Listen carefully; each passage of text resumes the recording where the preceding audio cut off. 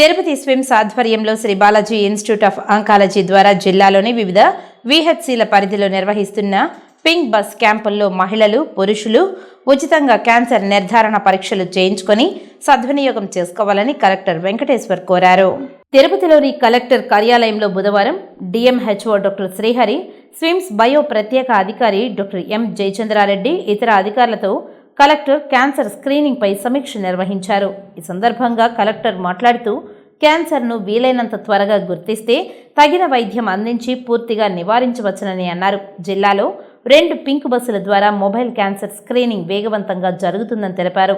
పంచాయతీలలో MLHPలు ముందుగా నోటి క్యాన్సర్, రొమ్ము క్యాన్సర్, గర్భాశయ ముఖద్వార క్యాన్సర్, ఊపిరితిత్తుల క్యాన్సర్, పేగు క్యాన్సర్కు నిర్ణీత నియమావళి ప్రకారం సర్వే నిర్వహించి మహిళలను, పురుషులను పింక్ బస్ క్యాంపుల వద్దకు తీసుకురావాలని తెలిపారు. పిహెచ్సిల పరిధిలో మెడికల్ ఆఫీసర్లు ఈ ప్రక్రియను పర్యవేక్షించాలని ఆదేశించారు. పింక్ బస్సుల్లో మహిళలు, పురుషులు నోటి క్యాన్సర్ పరీక్షలు, మహిళలకు రొమ్ము క్యాన్సర్, గర్భాశయ ముఖద్వార క్యాన్సర్ పరీక్షలను ఉచితంగా నిర్వహిస్తున్నట్లు వెల్లడించారు. రానున్న 3 నెలల కాలంలో పింక్ బస్ క్యాంపులు నిర్వహించే పిహెచ్సిల పరిధిలోని MLHPలకు ఓ సమావేశం నిర్వహించి పూర్తి అవగాహన కల్పిస్తామని తెలియజేశారు.